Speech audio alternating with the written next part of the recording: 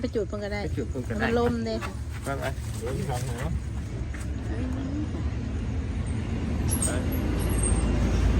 ว้าไปเลยไปปิดประตูรถ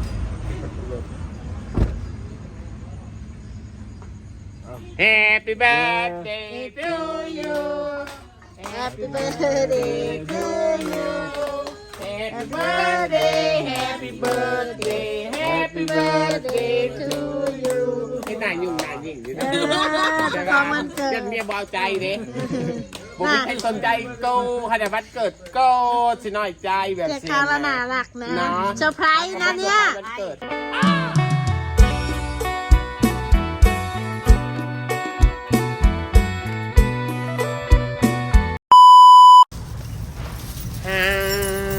Everyone everything Singapore today tonight มันนี่ก็เปิดคลิปตอนค่ำๆเนาะกำลังสิไปเฮือนพวันแม่น้อยแฟมิลี่นะพอมันนี่เป็นงานวันเกิดพวันเด็กไปเซอร์ไพรส์เพิ่นเล็กๆน้อยๆนะเพราะว่ามีทีมงานเขาไปแล้วไปเบิ่งว่ามีใครแน่ถ้ามีว่าสิส่วนหลานทรายไปหลานกระบอกไปก็เลยไปผู้เดียวเพราะว่าสาวหน่อยก็ไปบ้านทาริต้าเนี่ยว่าจังไรไปบะไปจะปู่บะเขาหน่อยกับไปบ้านอลิต้าเจ้าขาก็เลยไปปูดีเอาแล้วก็จะมีแอนเมน้อยและกันน่าบ่หรือซามอนบ่หรือไผ่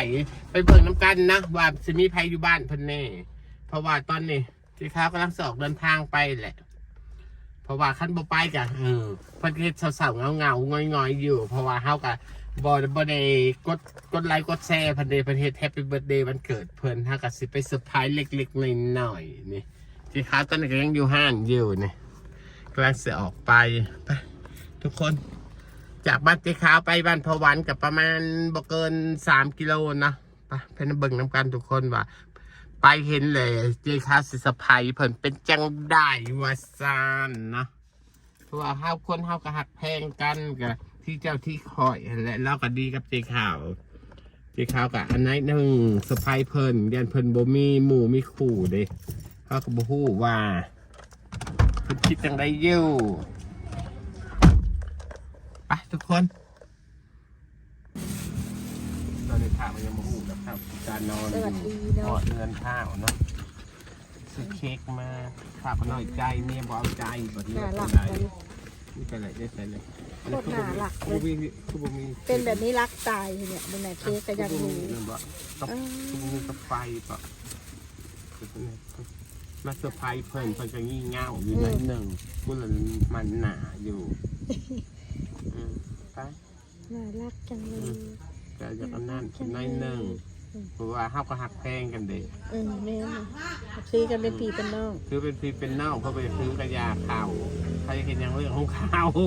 แล้วก็เขาดีกับเขาในเหนือเขาดีกับเขาหลายนะตอนนั้นแหละเขาก็มีหมูมีคู่ตอนนี้แหละถ้าหมูลายอยู่บอกกันมีหมูลายปะแฮปปี้เบิร์ธเดย์เพิ่นนะปะอุ้ยเป็นนางลายเขาจะไปจุดเพิ่งก็ได้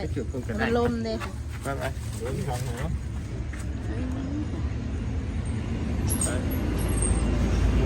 ว้าไปเลยปิดประตูรถ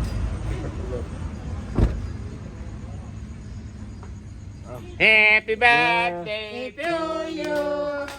Happy birthday to you Happy birthday Happy birthday Happy birthday to you ที่นายยุ่งนายยิ่งอยู่นะของมันเกิดเมียเบาใจดิผมไม่สนใจโก้ขนาดวันเกิดโก้สิน้อยใจแบบเสียค่าละน่ารักนะเซอร์ไพรส์นะเนี่ยวันเกิดเปล่าอธิษฐานเอาจ้าสเต็ปให้ข่าวตลอดซะสเต็ปลิ้นคู่มือจนหน้าดำหน้าแดงข่าวคุณเซอร์ไพรส์พวันเด้ออธิษฐานแหละกูเขาก็ยืนอธิษฐานแหละมากูสาลงซื่อมาเพราะว่าฉันมีชาอธิษฐานโดนอันนี้จานในหลดนี่เอามาเพิ่นเนี่ยฮะจังสวยให้พวันสุขภาพแข็งแรงเด้อท้าวโอ้ยเฮ็ดหน้ายุ่งยันเมียบ่สนใจบ่ปกติก็บ่ปวดมาปวดมื้อนี้ก็สร้างไว้หนึ่งกินยาแล้วเศร้าแล้วยาหยังยาเซ็กบ่นักว่าเมียบ่เอาใจ ยาเซ็กน้องนุ่งมาหาเพิ่นก็นอนอยู่เฮือนเป็นบ้านเนาะอ้นมึงเปลี่ยนสื่อเด้ออีอ้นสร้างกระตุกกระตุกนะน้องมดคนสวย น้องมนต์น่ะคนสวยอยู่ งาม แล้ว อยู่นะมื้อนี้ จะมาใกล้เข้าไป มึงแม่นแต่ก่อนคือผีมันนี่คือคนอยู่นะ กับมื้อนี้มื้อดีเนาะ ผู้ว่าสิเข้ากล้องกูล่ะคือผีบ่เด็กอยู่ในรถเด็กเจ้าเปิดรถเลยมื้อนี้เลขออกซะบ่ไม่น้อย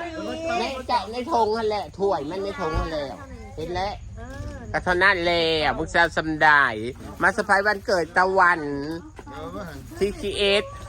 แซลมอนกับแกงหน่อไม้พันใดเขาให้ลายนะจ๊ะเขาให้เท่านี้ก็ให้เท่านี้แล้วมันบวนกูเป็นกระพง กระดาษเนาะ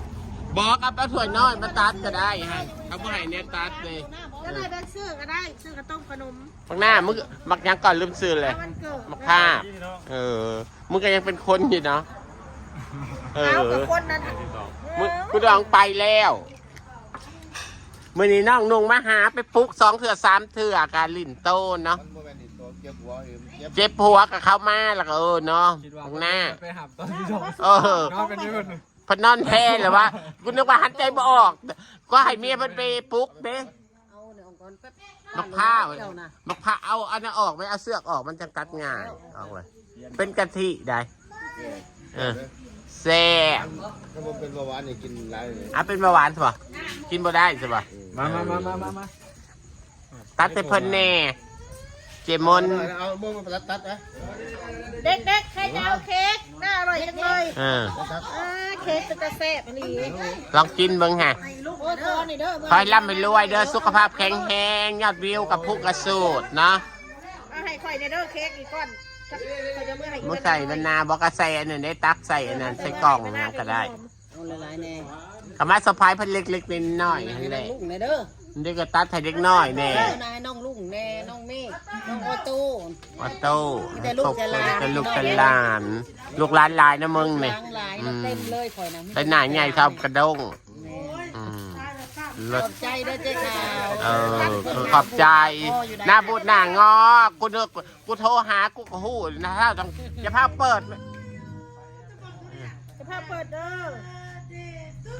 ท้าก็จุกูโทรหาท้าก็ส่งสินาบูดอยู่นาบูดกูว่าท้าต้องให้เมียบอลหรือว่าใครบ่สนใจว่าวันเกิดกูกดไลค์กูบ่มีบ่แม่บ่มีไปกดไลค์วันนี้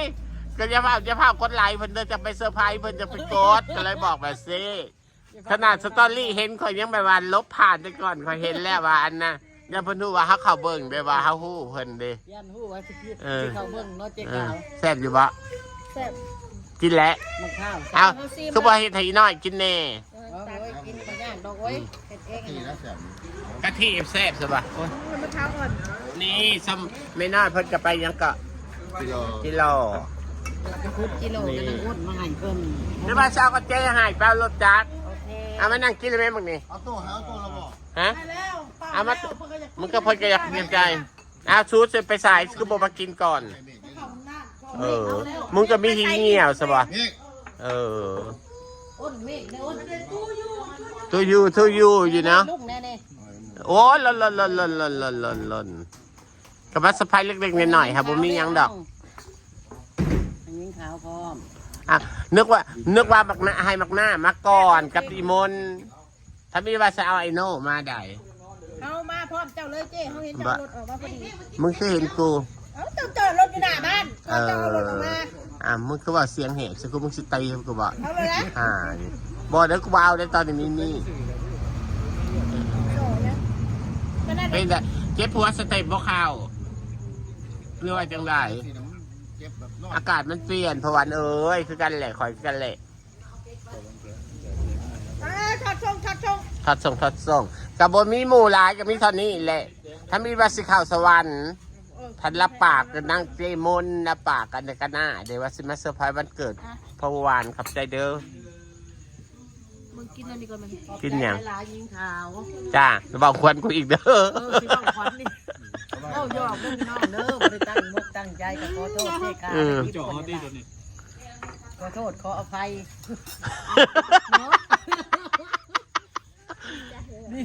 ก็กินพาราฮะมันจังหามันกระซุ่มกระซวยตะวัน น้ำจะร้อนมาเนี่ย โอ้ยหนาว กูก็แปลกใจคือทาหน้าทาตาแบบปากแดงเด้นางงามมึงก็มากินมึงยันกูใส่ยาพิษอมโคยงวะกูบ่อมดอกโคยมึงเน่าแล้วเอามือโลดเอามือโลด คันแต่ประมาณ 3-4 ปีก่อนคือคนอยู่อันนี้มันมัดหยกเลยจ้าโอ้ยบะนาวมันกระมินเลยค่ะมันอบมันเอ้ากินเค้กกันเลยทุกคนซื้อมาเขายังมาเด็กซีมแซ่บกว่าตอนแรกยังมาหึ่มจ้าเพื่อนเครื่องข้าวแซ่บเนาะ เค้กข้าวแซ่บ เลิศอยู่ แซ่บ เค้กแซ่บเนาะ มึงเห็ดยังจักได้ให้มึงเอาไปซื้อให้เพื่อผีวายนั่นดอกพวกผี โอโต้ก็เป่าเค้ก กาเบียให้เพิ่นแน่จักเป่าจอกหนึ่งจะเขาวันเกิดนะจ้ะนะทุกคนกลับประมาณนี้ก่อน